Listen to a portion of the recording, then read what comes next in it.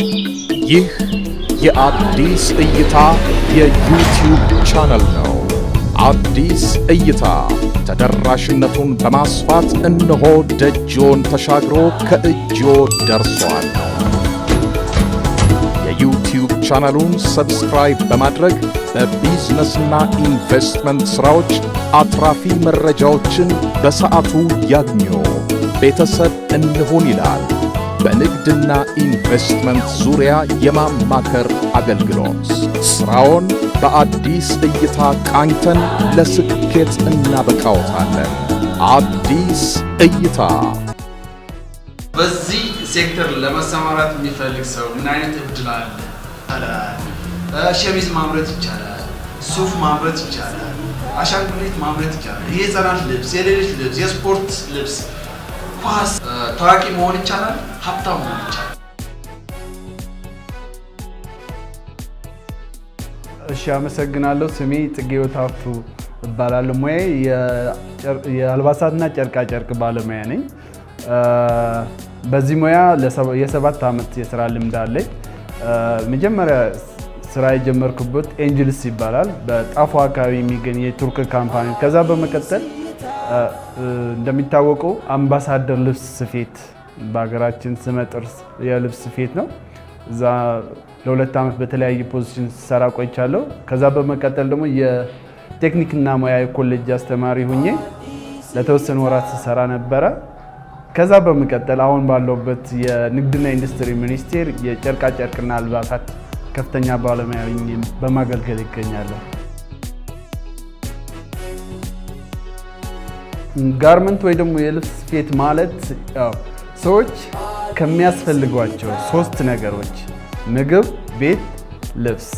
ስለዚህ ጋርመንት የሚባለው ልብስ ስፌት ለሰዎች የሚለብሱትን ልብስ ማቅረብ፣ ሰፍተው ማቅረብ ማለት ነው።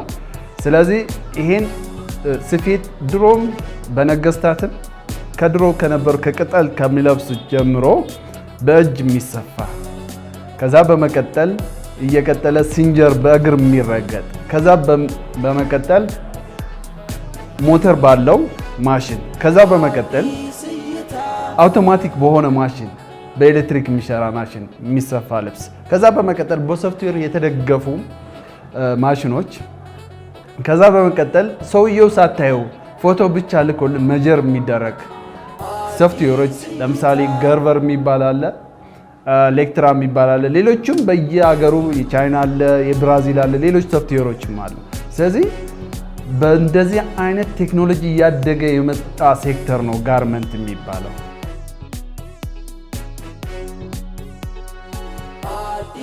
በኢትዮጵያ ውስጥ በዚህ ሴክተር ለመሰማራት የሚፈልግ ሰው ምን አይነት እድል አለ?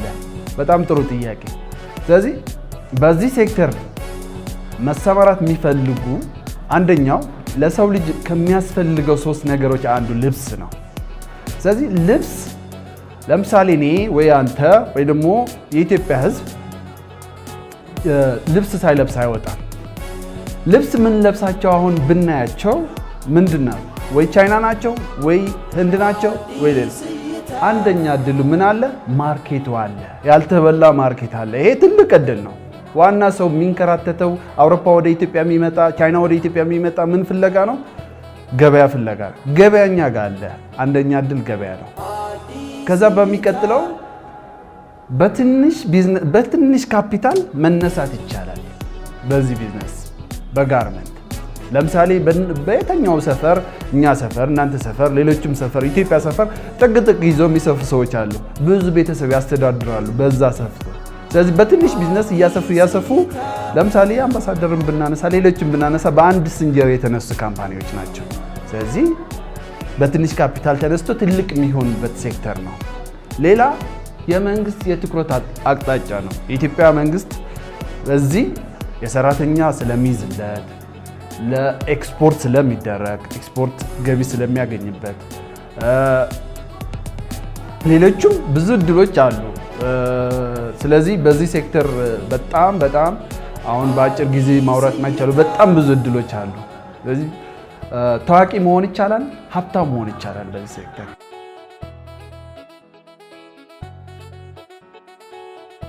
ኦኬ በጋርመንት ሴክተር ምን መስራት ይቻላል? በጣም ጥሩ። ለምሳሌ የሀበሻ ልብስ ወይ ደግሞ የሀበሻ ልብስ፣ ሸሚዝ፣ ጂንስ፣ ካልሲ በጣም ከ30 40 በላይ ከ100 በላይ ምርቶች ይኖራሉ። ግን ደግሞ አሁን የሀበሻ ልብስ ብሎ ቢነሳ የሀበሻ ልብስ ቀሚስ ብቻ አይደለም፣ ሌሎችም አሁን የሚለበሱ ምናምን አይደለም። ለምሳሌ እኔ ማየው ሌላ አዲስ ነገር ለምሳሌ ትራስ ቢሰራ፣ በሀበሻ ልብስ ትራስ ቢሰራ፣ መጋረጃ ቢሰራ፣ ምንጣፍ ማለት የአልጋ አንሶላ ቢሰራ፣ የአልጋ ከበር ከላይ ከበር ያለ ቢሰራ፣ አንደኛ ግብአቱ ከሀገር ውስጥ ማግኘት ይቻላል። ሁለተኛ በትንሽ መነሳት ይችላል። 25000 ከዛም በታች ሃንድሉሙ በጣም ኤፊሽንስ አለው ጥሩ። አንደኛ ሁለተኛ ደግሞ ባህሉን እያስተዋወቀ ነው። ስለዚህ ሀበሻ ልብስ አንደኛ የሀበሻ ወይ ደግሞ በዊቪንግ ወይ ደግሞ በሽመና መነሳት ይቻላል ማለት ነው። በሀበሻ ያለው ሀበሻ አንደ ማስታወቂያ እየሰራን ነው ወደ ውጭ ኤክስፖርት ማድረግ። ፈረንጆች የሚፈልጉት በእጅ የተሰራ ነገር ነው። በእጅ የተሰራ ነገር ፍለጋ ሽሮ ሜዳ በጣም ብዙ ፈረንጅ ይመጣል። ሌላ ቦታም ብዙ ፈረንጆች ይመጣሉ። በዚህ ሴክተር ደግሞ ኢትዮጵያ ውስጥ ብዙ ፈረንጆች የተሰማሩ በጣም ውጤታማ የሆኑ አሉ። ስለዚህ ለዚህ አንደኛው ነው። በሚቀጥለው ቲሸርት የወንዶችም የሴቶችም የህፃናትም ቲሸርት ማምረት ይቻላል። አንደኛ ቲሸርት ስናመርት ብዙ ጊዜ የቢዝነስ ወይ ደግሞ አምራቾች ችግራቸው ወይ ችግር ነው ብዬ እኔ የማየው ሴክተሩ ውስጥ እስካለው ድረስ አንድ ማርኬት ብቻ ነው ፎከስ የሚያደርጉት። አዲስ አበባ ብቻ፣ መርካቶ ብቻ መሆን የለበት። በጣም አገራችን በጣም ሰፊ ናት። በጣም ብዙ ህዝብ አለ። ለምሳሌ አንድ ትልቅ ከተማ ባህር ዳር ቢሄድ፣ ሐዋሳ ቢሄድ፣ አዳማ ቢሄድ፣ ጅማ ቢሄድ፣ ጅጅጋ ቢሄድ፣ ድሬዳዋ ቢሄድ ይሄን አምራች እዛው ኤጀንት ቢከፍት፣ ሱቆች ቢከፍት፣ በራሱ በብራንድ በሸሚዙ ሱቆች ቢከፍት አዋጭ ነው። ያልተበላ ሴክተር ነው። ትልቁ እዚህ ጋር እንዳይሳሳቱ መመክረው ግን ብዙ ማትረፍ የለብንም። በጣም በትንሹ 20-30 ብር በብዛት ብናገኘው ጥራቱ የጠበቀ ምርት ከሆነ ከቻይና የሚመጣውን እንተዋለን። ህዝብ ይተዋል።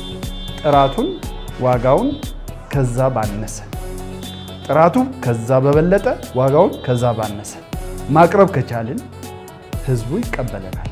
ስለዚህ ዋናው እነዚህ ማሟላት አለበት ብዬ አስባለሁ። በሚቀጥለው ከቲሸርት ቀጥሎ ጂንስ ወይ ደግሞ የወንዶችም የሴቶችም ከላይ የሚለበሱ ሁሉም የጂንስ አይነት ምርቶች ማምረት ይቻላል። ይሄን ስል ብዙ ሰዎች ጂንስ ማምረት ይቻላል ኢትዮጵያ ውስጥ ስላችሁ አምኑ። የት ይመረታል? ጂንስ እኮ ከውጭ ነው የሚመጣ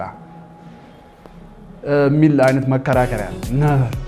ጂንስ ከጥጥ ተመርቶ የሚለጠጥም ይሁን ማይለጠጥም ሁሉም አይነት የጂንስ አይነቶች በኢትዮጵያ ውስጥ ጨርቃቸው ይመረታል፣ ከጥጥ ይመረታል፣ ኢትዮጵያ ውስጥ አለ። ስለዚህ እሱን በአካል ማሳየት እንችላለን። የት እንደሚመረት፣ የትኛው ፋብሪካ እንደሚያመርተው፣ ዋጋው ምን ያህል እንደሆነ። ለምሳሌ አገር ውስጥ አሁን ጂንስ ብናይ 800 ከ600 እስከ 800 የአንድ ያዋቂ ሰው የወንድ ልጅ ይሸጣል። ግን ማኑፋክቸረሩ ብናስብ አሁን በሜትር አንድ ጨርቅ አንድ የጂንስ ጨርቅ 1 ሜትሯ 190 ብር ይሸጣል።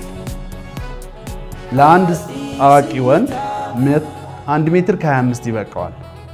ስለዚህ ከ200 እስከ 220 ድረስ ወጪ አለው። ሲደመር የሰራተኛ ሲደመር ብድር ካለበት ሲደመር የመብራት የውሃ ሲደመር ማሽን ኮስት ሌሎችም ኮስቶች ተደማምሮ እኛ ስንሰራው እስከ 320 ይደርሳል። ይሄ ሰውዬ 350 ቢሸጠው ወይ 340 ቢሸጠው 20 በአንድ ሱሪ ቢያተርፍ ሁሉም ኮስቶች ሸፍኖ 20 በአንድ ሱሪ ቢያተርፍ 500 በቀን ቢያመርት በቀን 10,000 ትርፍ አለው። የሁሉም ኮስት ጨርሶ በወር 20 ቀናት ቢሰራ ይህ ሰውዬ 200,000 ትርፍ አለው። ስለዚህ ቀላል አይደለም፣ በጣም ብዙ ትርፍ ነው። ይህን ሰራተኛ ከፍለን ሁሉ ነገር ችለን 200,000 ካተረፍን በቂ ነው። ከዛ በመቀጠል ደግሞ ኢትዮጵያ ውስጥ ማየት ብቻ አይደለም ማየት፣ ኢትዮጵያ ውስጥ ከበር ካረግ ነው በጣም ብዙ አምራች ከተፈጠረ ወደ ውጭ መውጣት፣ ወደ ውጭ ማየት፣ ጥራታችን ከሌሎች ኮምፒት ካደረገ አፍሪካ በጣም ክፍት ነው። ኤክስፖርት ማድረግ እንጀምራለን። ኤክስፖርት ካደረግን ከውጭ ኢምፖርት የሚደረግ ሳብስቲት ካደረገ ዶላር እጥረት አይኖርም። ለመድኃኒት ለሌሎችም ችግሮች ከበር እናደርጋለን ማለት ነው። እኛ ሀገር የሚያስፈልጉ ነሰስቲ የሆኑ ለህዝቡ በጣም በዶላር እጥረት የሚቸገረው ከበር እናደርጋለን። ስለዚህ ብቻ በአንድ አካባቢ ታጥረን መኖር የለብንም። ብዙ ዳይሬክሽን ማየት አለብን።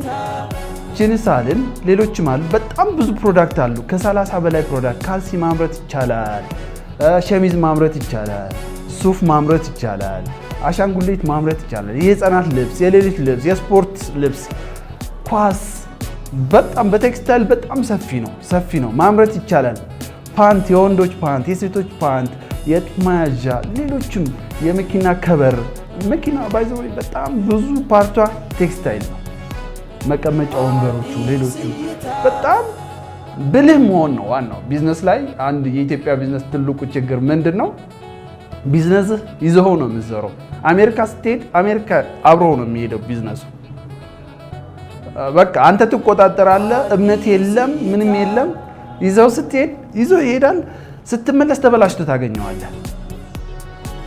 ህግን ቢልድ ማድረግ ሰው ሳይሆን መምራት ያለበት በቃ ስራውን ሰው እንዲመራው ማድረግ። እንደዛ ካደረግን ቢዝነሱ በጣም ጥሩ ይሆናል። የትኛው ቢዝነስ ግን በተለይ ደግሞ የጋርመንት ቢዝነስ በኮንፊደንስ ማብራት የሚችለው በጣም ብዙ ህዝብ ተጠቃሚ ስላለ አትራፊ ነው፣ አያከስርም። ይሄን በኮንፊደንስ ማውራት። ኦኬ ጥሩ። አንድ ሰው ምን ይዞ መነሳት አለበት? አንደኛው አምነበት መግባት አለበት።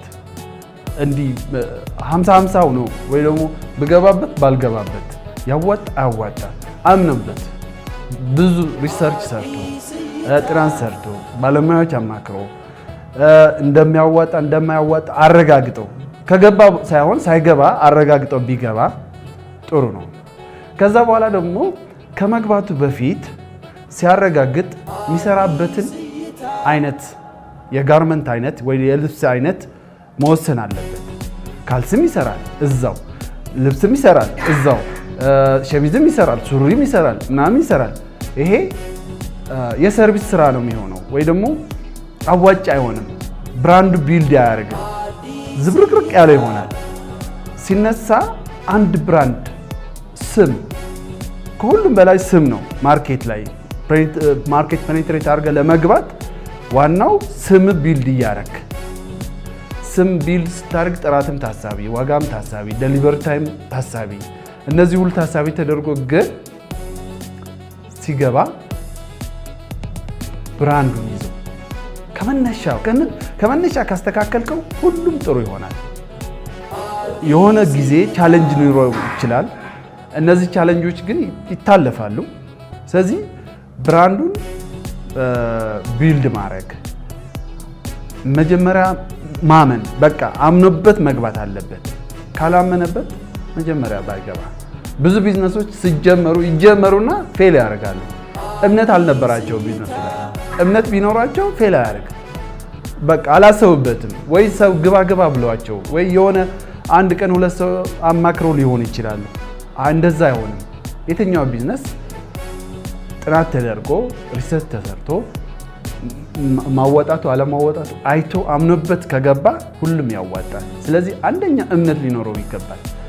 ከዛ ቴክኒካል ባለሙያዎችን ማናገር፣ እውቀት ቢኖረው የተሻለ ነው። እውቀት ትምህርት ቢኖረው ወስዶ ሰልጥኖ ቢመጣ። ለምሳሌ ቴክኒካል አለ አይደል? ለምሳሌ ጋርመንት ሆኖ ስፌት ምን ማለት ነው? እንዴት ነው የሚሰፋ? ስፔር ፓርት ምንድን ናቸው? ጥሬ ዕቃ ምን ያስፈልጋሉ? ጥሬ ዕቃው ከየት ነው የሚገኘው? ሁሉም በባለሙያ ብቻ የሚነዳ ከሆነ ጥሩ ላይሆን ይችላል። ግን ኖሃው ቢኖር ስልጠና ጥሩ ነው።